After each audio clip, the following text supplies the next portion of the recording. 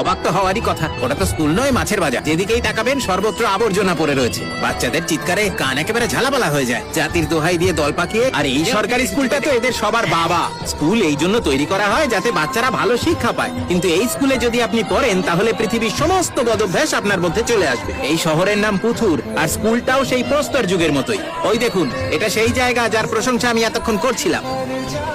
এত কিছু বলার পরে বাচ্চাকে এখানেই ভর্তি করাবেন? যান যান, আজকের দিনে আর কাউকে ভালো পরামর্শ দিতেই নেই। আওয়াজ না করে যা ইচ্ছে করো। এনার নামটা মনে রাখবে, ঠিক আছে? আমি আবার পরে জিজ্ঞেস করব। উনি বিদেশি ছিলেন, আমাদের দেশে লুট করতে এসেছিলেন। এই কথাটা তোমাদের সব সময় মনে রাখতে হবে। এবার বলো, ওনার নাম কি ছিল? ঠিক আছে, এবার আমরা সালগুলো মনে রাখার চেষ্টা করব। কাজকর্ম ভালোই চলছে। আচ্ছা, রেজিস্টারে সাইন করতে এসেছি, দোকানে এখন কেউ নেই, আমি চললাম। এক্সকিউজ মি, এখানে সকালে প্রার্থনা হয় না? তোমাদের এখানে কি দরকার? ওকে ভর্তি করতে তার জন্য অপেক্ষা করতে হবে। ভাইস প্রিন্সিপাল এলে রসিদ নিয়ে নেবে, তারপরই অ্যাপ্লিকেশন ফর্ম পাবে। মনে হচ্ছে এখানে প্রিন্সিপাল নেই। হ্যাঁ, নেই কোনো প্রিন্সিপাল এখানে। যাও এবার গিয়ে বাইরে অপেক্ষা করো, ভাইস প্রিন্সিপাল এসে আমাকে ঝাড়বে। বাইরে চলো। শান্তিতে একটু রঙ্গলি দেবো, তাও না।